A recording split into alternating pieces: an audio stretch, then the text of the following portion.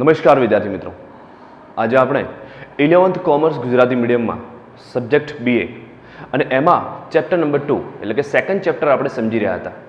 હવે એની અંદર જે આપણે વીમા વિશે એટલે કે ઇન્સ્યોરન્સ વિશે આપણે વિસ્તૃતમાં માહિતી આપણે મેળવી હતી. હવે જે સેકન્ડ પાર્ટ જે આવે છે એટલે કે એની અંદર તમારે સમજવાનું છે જે વાણિજ્યની અંદર કે ટપાલ સેવાઓ વિશે તમારે સમજવાનું છે. આપણે એક્ઝામની અંદર ટપાલ સેવાઓની અંદર જે અલગ અલગ પ્રકારની જે સેવાઓ છે એ તમારી એક્ઝામની અંદર ઘણીવાર પૂછાય છે. તો આપણે એના વિશે થોડું ડિટેલમાં આપણે સમજી લઈએ.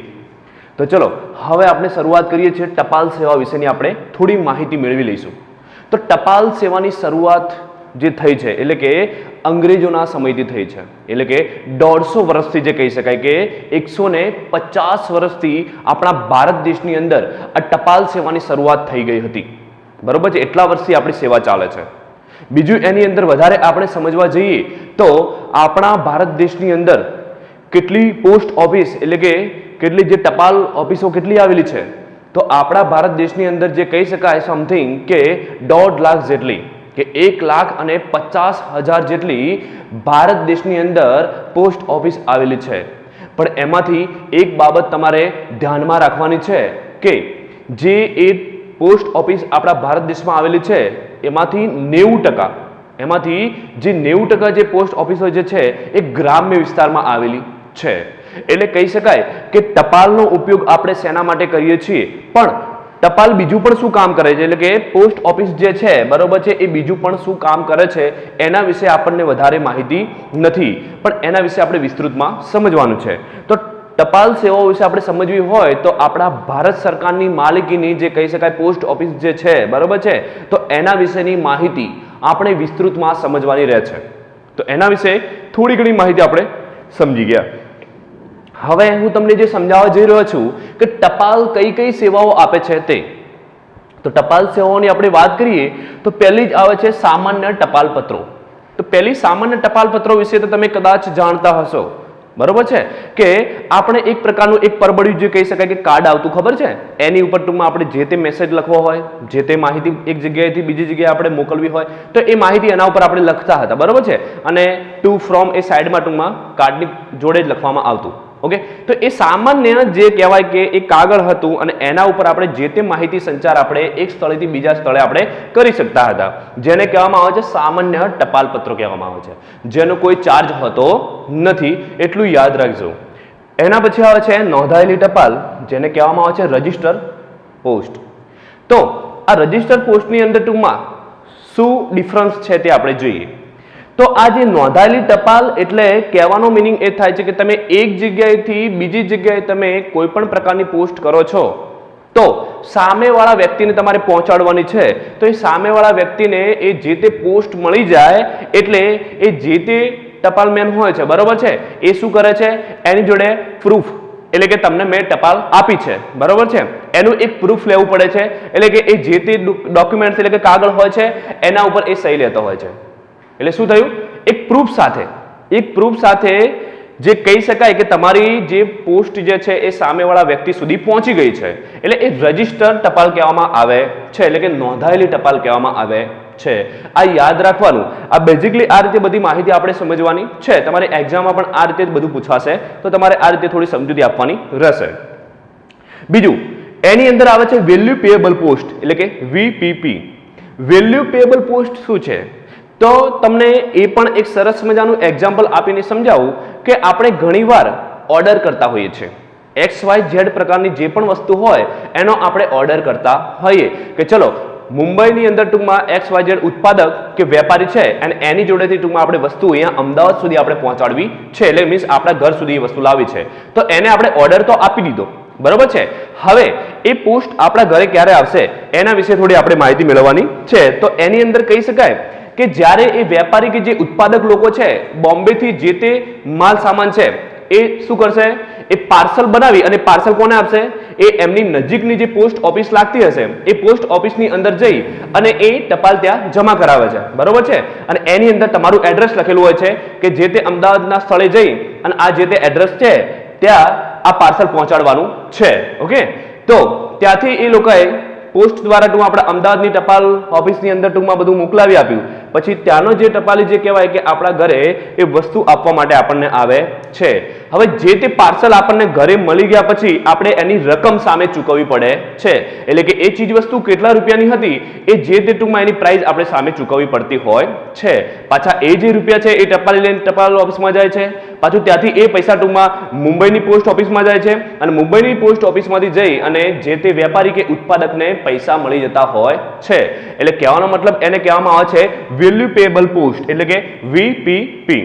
આ તમારી એક્ઝામની અંદર ફૂલ ફોર્મ પૂછાય છે તો તમારે ખાસ યાદ રાખવું બરોબર. વીપીપી નું ફૂલ ફોર્મ શું છે તે તો વેલ્યુ પેએબલ પોસ્ટ. અને એના વિશે થોડી માહિતી સમજાવવાની આવે તો તમે આ રીતે ઓર્ડર પ્રકારે તમે સમજાવી શકો છો.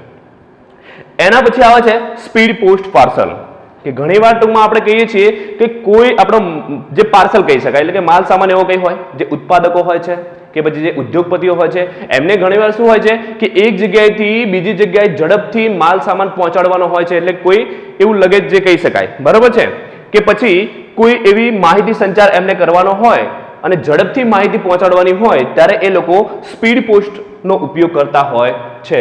સ્પીડ પોસ્ટ તમારે ટૂંકમાં કરવી હોય બરોબર છે તો એના ઉપર જે કહી શકાય કે આ બંને પોસ્ટ કરતા આના ઉપર જે થોડો ચાર્જ વધારે વસૂલ કરવામાં આવે છે. એટલે કે એક જગ્યાએથી બીજી જગ્યાએ તમારે ઝડપથી માહિતી સંચાર કે પછી પાર્સલ મોકલાવવું હોય પણ એ સેવા તમને મળે છે તો પછી એનો ચાર્જ પણ પોસ્ટ ઓફિસ વસૂલ કરે છે.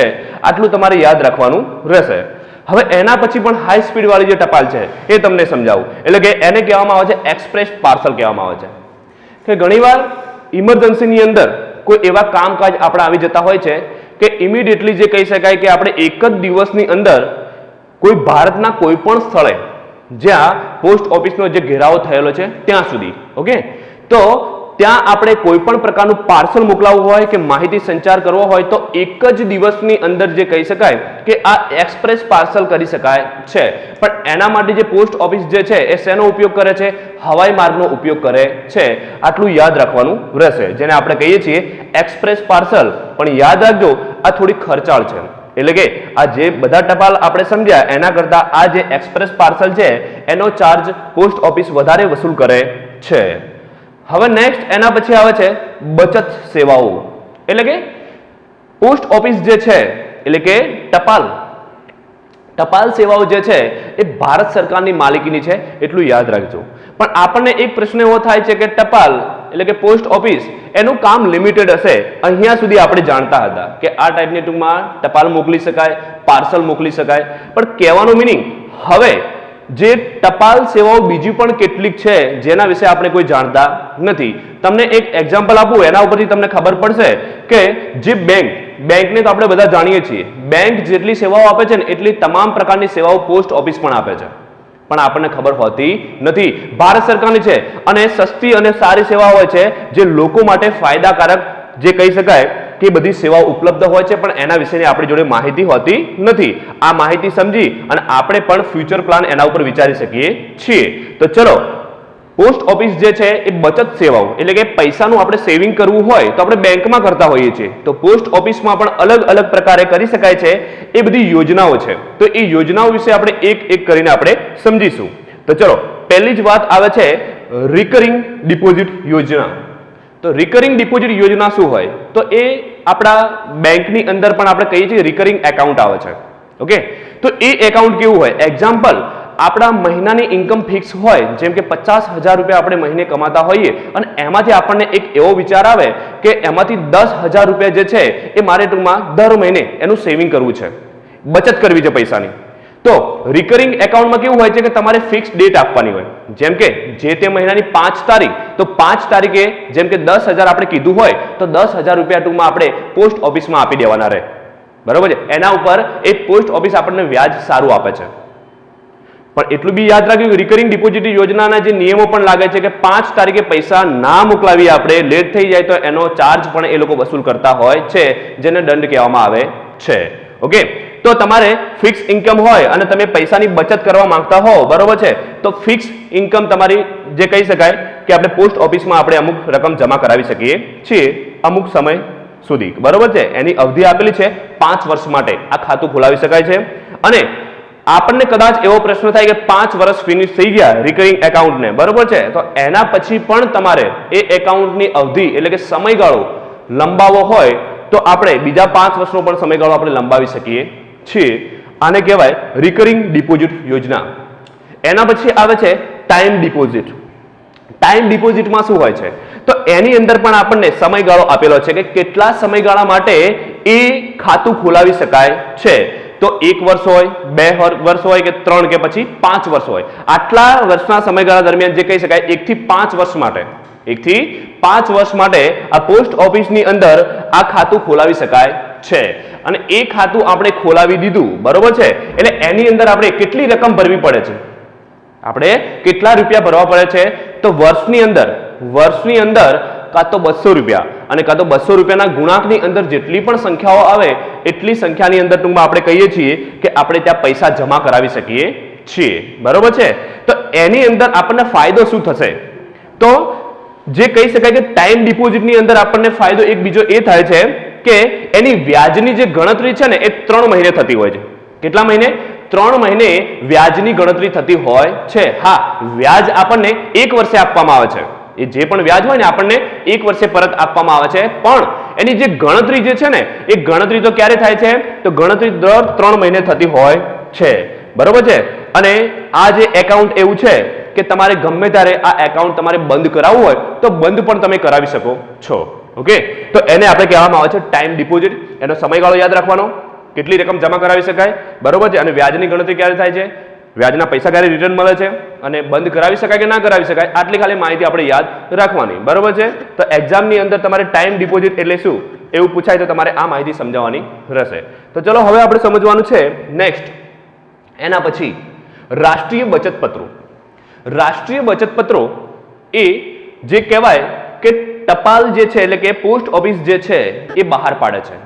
એની અમુક રકમ એ લોકોએ ફિક્સ કરેલી હોય છે, એ બચત પત્રોની રકમ હોય.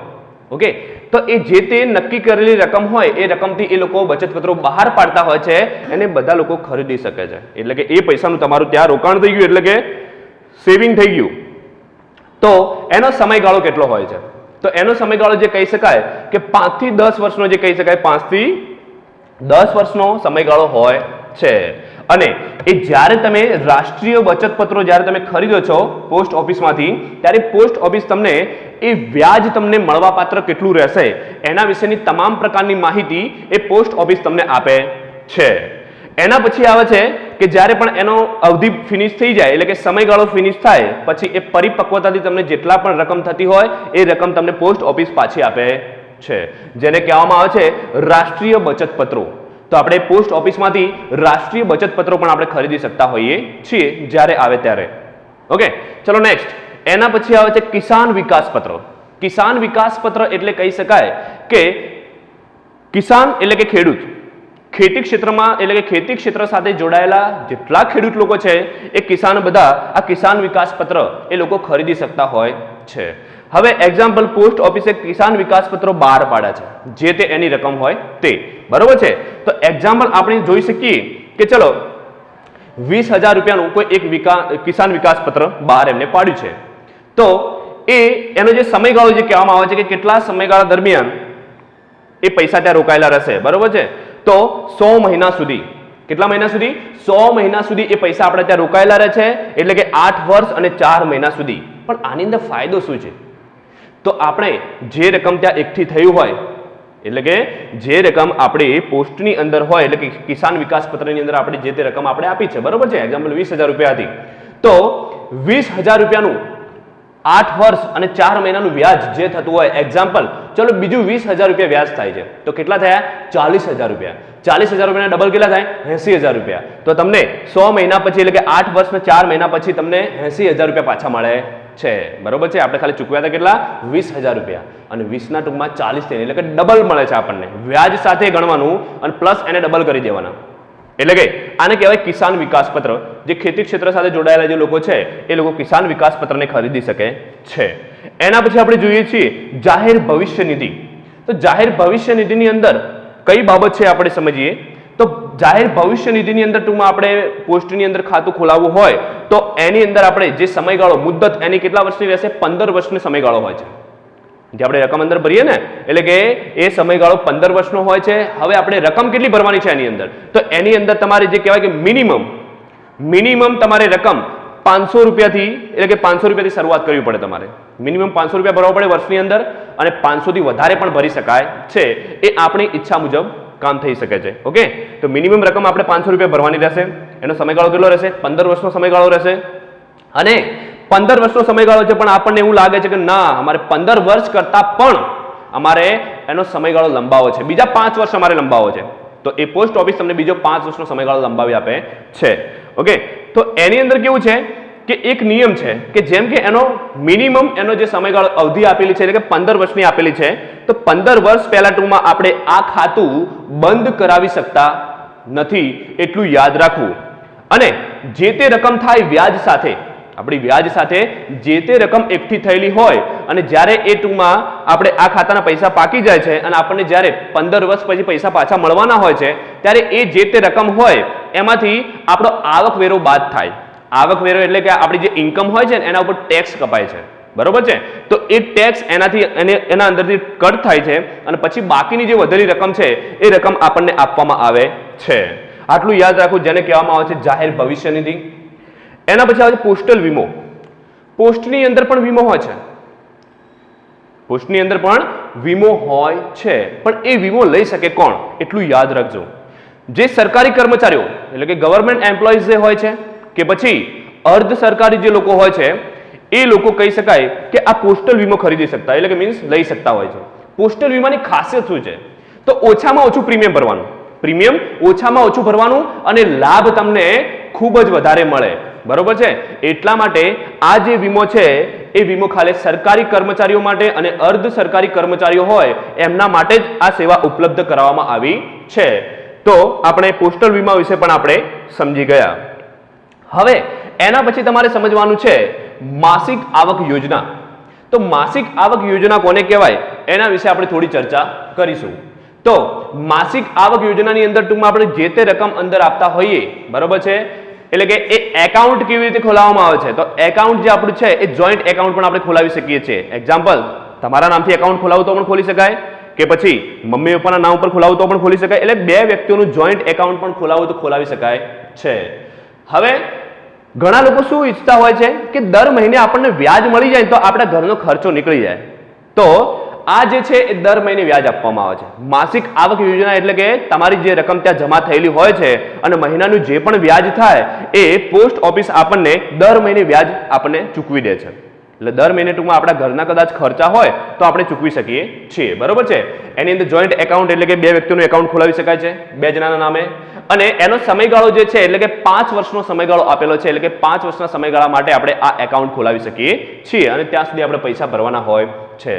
હવે બીજી આપણે વાત એની અંદર એ કરવાની છે કે ઘણીવાર ટૂંકમાં ચાલો આપણે અત્યારે રાણીપમાં રહીએ છીએ, તો રાણીપની પોસ્ટ ઓફિસ આપણી નજીકની લાગતી હોય.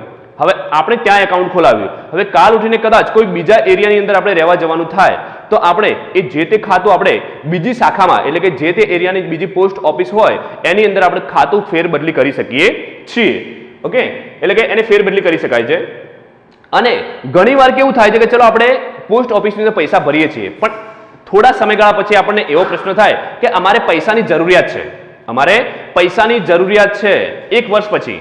તો 1 વર્ષ પછી તમે જે પૈસા ભરેલા હોય છે એમાંથી કેટલીક પોસ્ટ ઓફિસના નિયમો અનુસાર નિયમોના આધીન રહી અને પછી પોસ્ટ ઓફિસ આપણને અમુક રકમ ઉપાડવી હોય તો આપણને ઉપાડવા દે છે. તો એ માસિક આવક યોજના છે. તો આપણે એના વિશે સમજી ગયા. અને હવે એના પછી જે મેન સમજવાનું છે money order. Money order word આપણે ટૂંકમાં સાંભળેલો હશે, એટલે કે એક જગ્યાએથી બીજી જગ્યાએ ટૂંકમાં આપણે પૈસા પહોંચાડવા હોય તો એને મની ઓર્ડર દ્વારા લોકો પોસ્ટ ઓફિસ દ્વારા પહોંચાડતા હતા. તો મની ઓર્ડર એટલે કે એક સ્થળેથી ભારતના કોઈ પણ છેડા ઉપર આપણે પૈસા પહોંચાડવા હોય તો એના દ્વારા આપણે મની ઓર્ડર કરતા હતા. અત્યારે તો આધુનિક સમયની અંદર જે કહી શકાય કે IMO એટલે કે ઇન્સ્ટન્ટ મની ઓર્ડર જે એની સેવા અત્યારે ઉપલબ્ધ થઈ છે, અત્યારે ટેકનોલોજીનો યુગ છે એટલા માટે, એટલે કે ઓનલાઈન સર્વિસ છે આ રહી. પણ એના વિશે આપણે થોડું વિસ્તૃતમાં સમજીએ કે મની ઓર્ડર કેવી રીતે થાય છે. તો ચલો તમને સમજાવું કે એક્ઝામ્પલ, આપણે પૈસા 1000 થી લઈને 50,000 રૂપિયા સુધીનો તમારે મની ઓર્ડર કરવો હોય તો થઈ શકે છે. હવે આપણે છીએ અમદાવાદમાં અને તમારા બ્રધર કે સિસ્ટર કોઈ મુંબઈમાં રહે છે, અને તમારે ત્યાં પૈસા પહોંચાડવા છે, તો એના માટે પ્રોસેસ શું રહેશે એ પ્રોસેસ હું તમને સમજાવી દઉં. તો આપણે અહીંયા આપણી પોસ્ટ ઓફિસમાં જવાનું રહેશે. આપણી પોસ્ટ ઓફિસમાં જઈએ છીએ પછી આપણે જેમ કે 50,000 રૂપિયા આપણે મુંબઈ મોકલાવા છે, તો મુંબઈ આપણે 50,000 રૂપિયા મોકલાવા હોય તો એ લોકો બધા આપણને નિયમો સમજાવશે. નિયમો એટલે કે તમારા 50,000 રૂપિયા મુંબઈ પહોંચાડવા માટે એના માટે પ્રોસેસ શું થશે એ લોકો આપણને સમજાવે છે. એના માટેની પ્રોસેસ શું છે તમને સમજાવી દઉં. તો પ્રોસેસ એક તો તમે જે તે વ્યક્તિને પૈસા પહોંચાડી રહ્યા છો એ વ્યક્તિનું એડ્રેસ હોય છે, એનો પિનકોડ હોય છે, એનો કોન્ટેક્ટ નંબર હોય છે અને એનું વોટરપ્રૂફ આઈડી જે કહી શકાય, બરોબર, એટલે કે ટૂંકમાં આપણે ચૂંટણી કાર્ડ પણ કહી શકીએ છીએ, આધાર કાર્ડ પણ કહી શકીએ છીએ, કોઈ પણ આઈડી પ્રૂફ માંગે છે. ઓકે, તો આપણે ચલો 50,000 રૂપિયા આપણે પોસ્ટ ઓફિસમાં આપણે આપ્યા.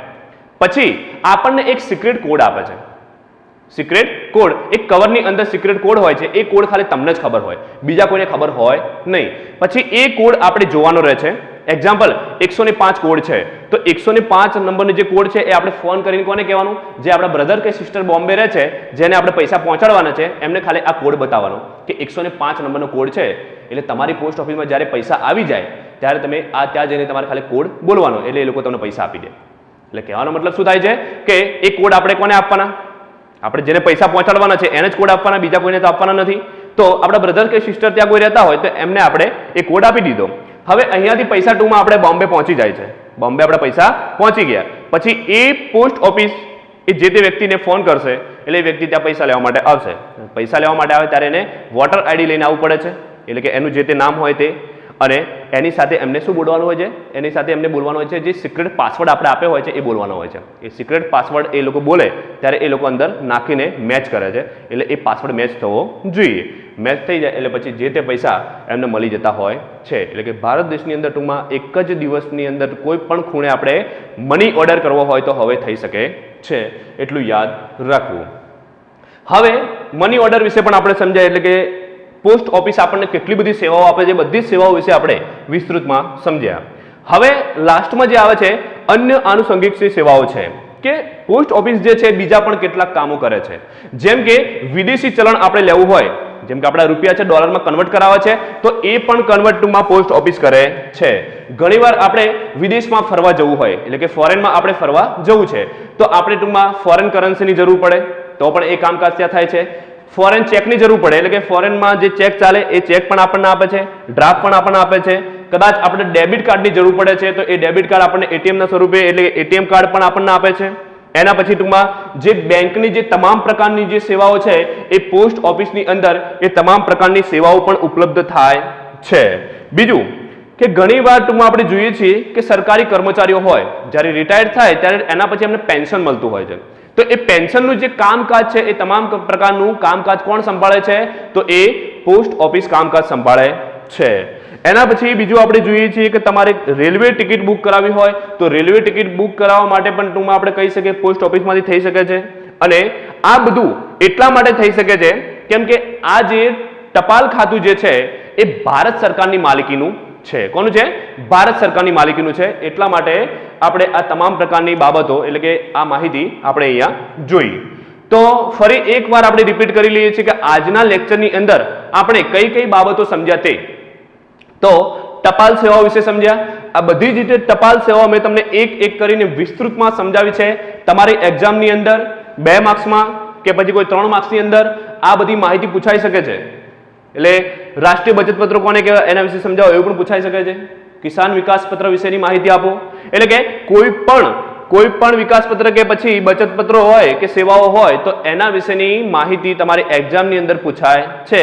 તો તમારે આ બધી માહિતી તૈયાર કરીને લખવાની રહેશે. જેમ કે અત્યારે આપણે જે રીતે સમજ્યા એવી જ રીતે તમારે યાદ રાખવાની રહેશે. આપણે કંઈ આ ગૂંથવાનું નથી પણ ખાલી યાદ રાખવાનું છે.